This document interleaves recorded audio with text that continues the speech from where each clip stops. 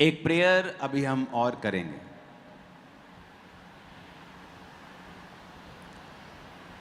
आज आपने इंडिया की सिचुएशन देखी, अमेरिका के साथ क्या हो रहा है। तेल का युद्ध शुरू से चलता आ रहा है दुनिया में, और अब अमेरिका ने कहा है कि वो 50% टैरिफ यानी एक्स्ट्रा रेट टैक्स लगाएगा इंडिया की चीज़ों के ऊपर, अगर वो रशिया से तेल खरीदना बंद नहीं करता है तो। बहुत से लोगों को ऐसा लगता है कि तेल बहुत बड़ी चीज़ है, पेट्रोलियम बहुत बड़ी चीज़ है। जिन देशों के पास तेल है वो अमीर हैं, इसलिए तेल पर युद्ध चलता रहता है। पर अगर आप हिस्ट्री देखें और दुनिया में देखें, ऐसा बिल्कुल भी नहीं है। और यही मेरा आज का मैसेज है। पहला मैसेज ये है जो परमेश्वर ने मुझे आप लोगों के लिए दिया है कि आपकी सिचुएशन कैसी भी हो, आप किसी मंदी के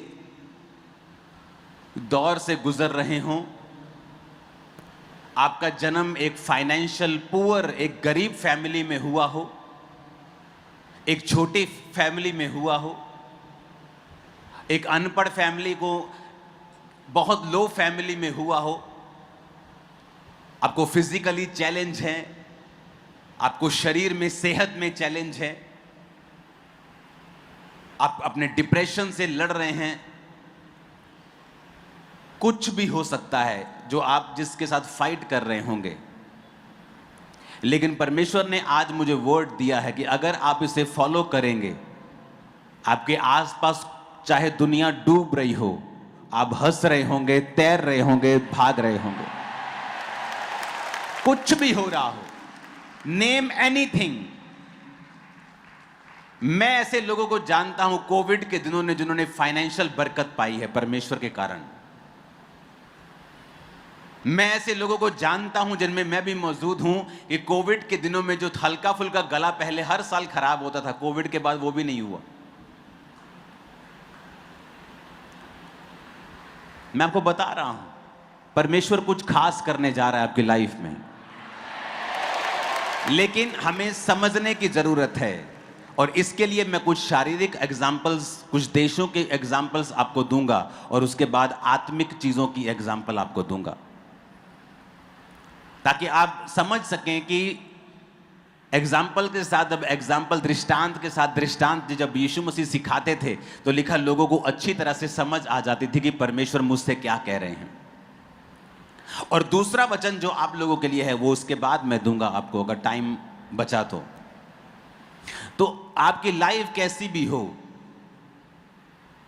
आपका कद छोटा हो, आपका रंग काला हो, एनीथिंग जो आपको लगता है कि मेरी लाइफ में ये सेटबैक है, मेरी लाइफ में ये फेलियर है, मेरी लाइफ का ये नेगेटिव पॉइंट है, इसकी वजह से शायद मैं बरकत नहीं पा रहा हूं, शायद मैंने गलत लाइन चुन ली है, इसकी वजह से अब मैं सफर कर रहा हूं, शायद मैंने कुछ गलत कर दिया है, अब मैं उसे खत्म नहीं कर सकता हूं, मैं कारपेंटर बन गया हूं, काश मैं इलेक्ट्रिशियन होता, अब मैं इलेक्ट्रिशियन सीख नहीं सकता, मेरी उम्र 50 साल हो गई है। यह भी एक कारण नहीं है आपके फलवंत ना होने का। और दूसरा वचन मैं आपको दूंगा जिसमें परमेश्वर ने यह वायदा किया है योएल नबी की पुस्तक में कि अगर तू तौबा करेगा और मेरे पीछे आएगा और याजक तेरे लिए प्रार्थना करेंगे और तू प्रार्थना करके अपने मन को फाड़ के परमेश्वर के सामने आएगा, तो एक वायदा बड़ा जबरदस्त है बाइबल में। वो वायदा ये है, परमेश्वर ने कहा कि जो तेरी पास्ट की प्रॉब्लम्स हैं, तेरे पास्ट की हानि है, नुकसान हुए तेरे पास्ट में, कुछ लोगों के लव्ड वंस मर जाते हैं, वो सारी उम्र डिप्रेशन में जीते हैं और खुद भी हार्ट की प्रॉब्लम से मर जाते हैं, स्ट्रोक से मर जाते हैं, चिंता में मर जाते हैं। कुछ लोगों को बिजनेस पे अटैक होता है, वो इस चिंता में अपनी सारी जिंदगी बिता देते हैं और कभी ऊपर नहीं आ पाते। लेकिन परमेश्वर ने हमसे एक वायदा किया है, परमेश्वर ने हमसे कहा है कि जितनी हानि टिड्डियों ने की थी, मैं वो सब हानि तुझे भर दूंगा। यानी कि परमेश्वर में एक आस है। क्या आस? कि आपकी बैकग्राउंड कैसी भी हो, प्रेजेंट कैसा भी हो, लाइफ में कैसी भी सिचुएशन हो, आप कहीं अधिक ऊपर और आशीषित हो सकते हैं और ऊपर जा सकते हैं। दूसरा, कुछ लोग ये समझते हैं कि मैं ऊपर जाके कैसे जा सकता हूं, क्योंकि मेरी लाइफ की जो घटनाएं हुई हैं मेरे साथ, जो मेरे साथ मेरे नाल जड़ा वापरिया, जो मेरे साथ हुआ है, वो मैं कभी भूल नहीं सकता। आपके लिए भी एक वचन है और परमेश्वर ने कहा है बाइबल में। हम योएल नबी की पुस्तक को पढ़ेंगे, उसका 2 अध्याय, उसकी 12 से लेकर 29 आयत तक हम पढ़ेंगे। जिन लोगों को लगता है कि उनकी लाइफ में कुछ ऐसा हो गया है कि उससे वो उबर नहीं सकते,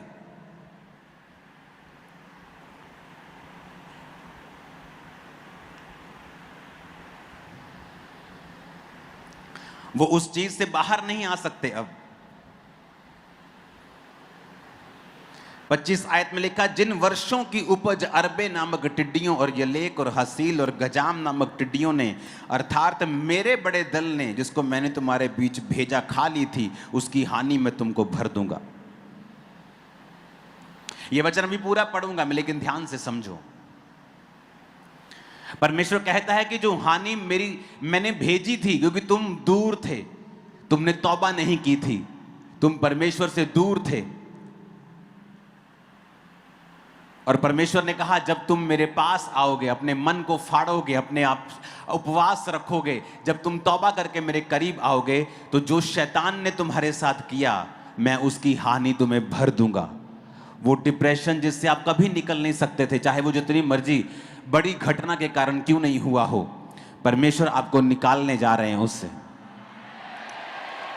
उसको आपको बढ़ाने के लिए ना तो आपके प्रेजेंट की जरूरत है कि आपकी सिचुएशन अच्छी हो, परिवार अच्छा हो, फाइनेंशियल कंडीशन अच्छी हो, सेहत अच्छी हो, उसको इसकी भी जरूरत नहीं है। और उसको ये भी वो बदल सकता है जो आपके साथ आपकी जिंदगी में आपके पिछले सालों में हो चुका है। बुरी घटनाएं, divorce, accidents, business failures, setbacks, निराशाएं, रिजेक्शंस, वो कुछ भी हो सकता है। लेकिन परमेश्वर ने कहा मैं उन सब से तुमको उबार दूंगा और तुमको खड़ा कर दूंगा। ऐसा कोई नहीं कर सकता, ऐसा कोई नहीं कर सकता कि तुम्हारे पास्ट से भी, तुम्हारे बीते कल से भी तुम्हें वो आजाद कर दे और तुम्हें नया आदमी बना दे। हालेलुया। योएल नबी की पुस्तक 2 उसकी 12 आयत में लिखा है। हम अब पूरा वचन पढ़ेंगे, क्वायर के साथ हम मिलकर यह वचन पढ़ेंगे। तो भी यहोवा की यह वाणी है कि अभी भी सुनो और उपवास के साथ रोते पीटते अपने पूरे मन से फिरकर मेरे पास आओ। मैं 1 2 3 पढ़ूंगा, चर्च के साथ पढ़ते हैं। 1 2 3 सब पढ़ेंगे। तो भी यहोवा की यह वाणी है, अभी भी सुनो, उपवास के साथ रोते पिटते अपने पूरे मन से फिरकर मेरे पास आओ। अपने वस्त्र नहीं, अपने मन ही को फाड़कर अपने परमेश्वर यहोवा की ओर फिरो, क्योंकि वह अनुग्रहकारी, दयालु, विलंब से क्रोध करने वाला, करुणाकारी, दयालु, विलंब से क्रोध करने वाला, करुणा निधान और दुख देकर पछताने हारा है। उसने कहा अपने मन को फाड़कर परमेश्वर के सामने आओ, क्योंकि वो अनुग्रहकारी और विलंब से क्रोध करने वाला है। 17 आयत में लिखा है, याजक जो यहोवा के टहलुए हैं, आंगन और वेदी के बीच में रोकर कहें, अपनी प्रजा पर तरस खा। हालेलुया। 21 आयत में लिखा है, देश तू मत डर, तू मगन हो, तू आनंद कर, क्योंकि यहोवा ने बड़े बड़े काम किए हैं।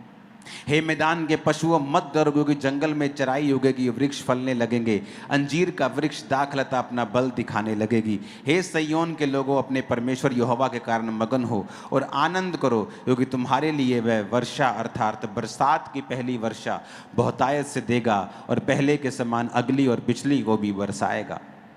तब खलिहान अन्न से भर जाएंगे, रस कुंड नए दाख मधु ताजे तेल से उमड़ेंगे।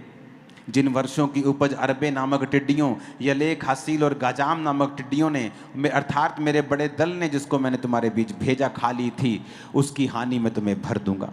तुम पेट भर खाओगे और तृप्त होवोगे और अपने परमेश्वर यहोवा के नाम की स्तुति करोगे, जिसने तुम्हारे लिए आश्चर्य के काम किए हैं। मेरी प्रजा की आशा फिर ना टूटेगी। सब बोलो आमीन। और फिर वो कहता है कि उन बातों के बाद मैं सब प्राणियों के ऊपर अपना आत्मा उंडेल दूंगा।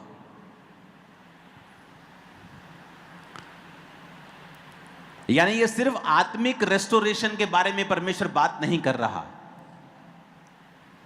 क्योंकि वो दिन अभी हैं, अंत के दिनों में वो अपना आत्मा सब मनुष्यों के ऊपर उंडेल देगा। परमेश्वर आपको कॉल कर रहा है कि अगर तेरी लाइफ में ऐसी घटनाएं हुई हैं जिसका तू कुछ नहीं कर सकता, तेरे पास्ट को तू बदल नहीं सकता, उन बुरी घटनाओं को तू चेंज नहीं कर सकता, लेकिन मैं कर सकता हूं। परमेश्वर ने कहा मैं उन सब का नुकसान तुझे भर दूंगा अगर तू मेरे पास आएगा तो।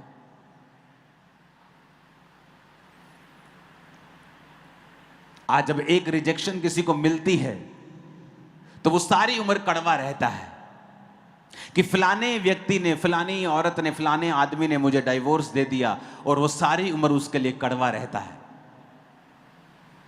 फलाने मेरे भाई ने मुझे धोखा दे दिया, और सारी उम्र उस कड़वाहट के साथ वो अपने आप को बीमार करके जीता है।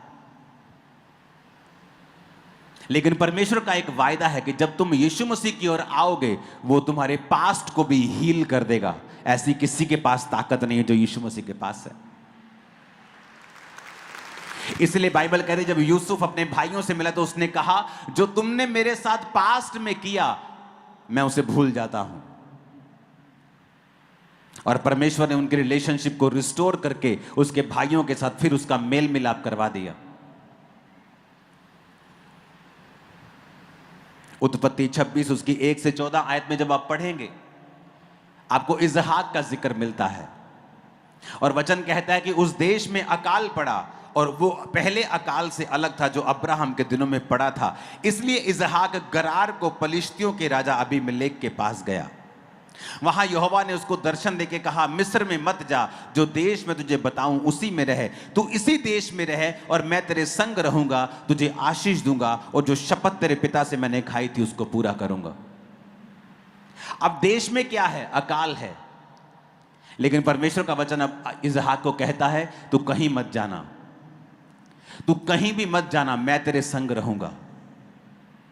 और अगर आप इसकी पूरी स्टोरी को पढ़ेंगे तो आपको बड़ी हैरानी होगी इस स्टोरी को पढ़ के कि जब जहां इजहाक रहता था उसने ये नहीं बताया था कि मेरी पत्नी है, क्योंकि लोग उसकी पत्नी को ले लेते। लेकिन उसने परमेश्वर की आवाज के ऊपर भरोसा किया और अपनी जान की भी परवाह नहीं की। और वचन कहता है वो उसी देश में जब उसने बोना शुरू किया तो उसकी फसल 100 गुना फल लेके आ रही थी, जबकि बाकी लोग प्यासे मर रहे थे, अकाल से मर रहे थे। इजहाक की गाय, बैल, भेड़, बकरियां, लैंड, पैसा, जमीन, सारा कुछ परमेश्वर 100 गुना तेजी के साथ आशीषित कर रहे थे। इजहाक घबराया नहीं कि यहां पे मेरी पत्नी को कोई देख लेगा या मुझे मार के मेरी पत्नी ले लेगा। उसने भरोसा किया परमेश्वर के वचन के ऊपर। आप रिस्क नहीं ले सकते। आपको डर लगता है आपके रिश्तेदारों से, डर लगता है समाज से, डर लगता है परिवार से, तो आप परमेश्वर की आशीष के काबिल भी फिर नहीं हैं।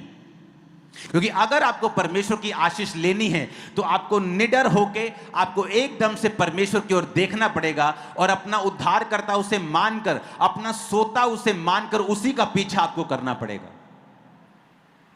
इजहाक कह सकता है परमेश्वर तू मुझे क्यों इस देश में रख रहा है, अच्छे किसी देश में भेज जहां मुझे मेरी जान का खतरा ना हो, मेरी वाइफ को खोने का खतरा ना हो, जहां पर कोई अकाल ना हो। लेकिन परमेश्वर ने कहा मैं तुझे इसी देश में आशीष दूंगा और बरकत दूंगा।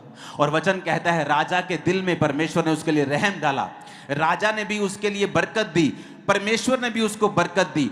और बावजूद इसके कि आसपास सब अकाल था, परमेश्वर ने इजहाक को 100 गुना फल दिया। आज जब आप फैसला कर लेंगे परमेश्वर की आवाज को सुनकर उसका पीछा करने का, किसी से घबराने का नहीं, किसी के और देखने का नहीं, और सिर्फ प्रभु की ओर देखने का, आज के बाद आपका पास्ट हील होगा और 100 गुना फसल, 100 गुना फल अपनी लाइफ में, अपने बिजनेस में, अपने परिवारों में, अपनी योजनाओं में आप पाने वाले हैं यीशु मसीह के नाम में। मैं आपको बता सकता हूं, कोई मायने नहीं करता अकाल आपके देश में, आपके काम में, आपके बिजनेस में कितना बड़ा है। मायने ये रखता है कि क्या आप लोग परमेश्वर की आवाज को सुन पा रहे हैं या नहीं। हालेलुया। आज तेल के झगड़े चल रहे सब तरफ। इंडिया को धमकाया जा रहा है कि तेल तुम अगर लोगे रशिया से, क्योंकि वो सस्ता बेचता है, तो हम तुमको 50% टैक्स लगाएंगे एक्स्ट्रा। और लोगों को शायद लगता होगा कि तेल की वजह से देश अमीर हैं, लेकिन ऐसा नहीं है। अब मैं आपको एग्जाम्पल देता हूं कि प्रॉब्लम आपका आसपास नहीं है, प्रॉब्लम आपका माइंड सेट है। यहां पर प्रॉब्लम है। प्रॉब्लम गरीबी नहीं है, आपका आसपास नहीं है। आप जिस देश में रहते हैं वहां की मंदी या वहां का तेजपन नहीं है, प्रॉब्लम यहां पे है। जब यहां सॉर्ट आउट हो गया, जब स्पिरिट में हमने एक चीज कैच कर ली, आप अनस्टॉपेबल होंगे, कोई आपको रोक नहीं पाएगा।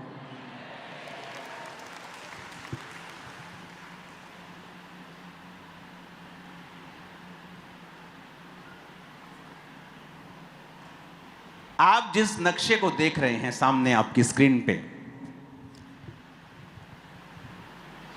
ये दुनिया का मैप है। और जहां पर आप नीला नीला देख रहे हैं, इन देशों के पास तेल है, पेट्रोलियम है। जहां नीला नीला दिख रहा है, ये नीला दिख रहा है, ये नीला दिख रहा है, ये नीला दिख रहा है। हां, तुम्हारा ये चल नहीं रहा है, ये नीला दिख रहे हैं।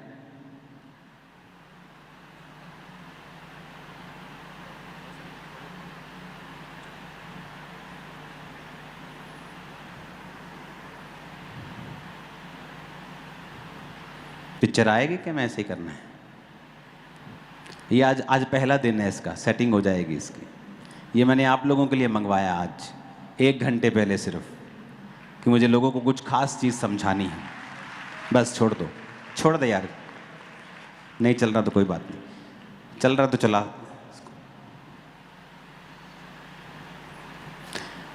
Please go. ये रशिया है जो देख रहे हो आप, ये वाला रशिया जो इंडिया को तेल बेचता है।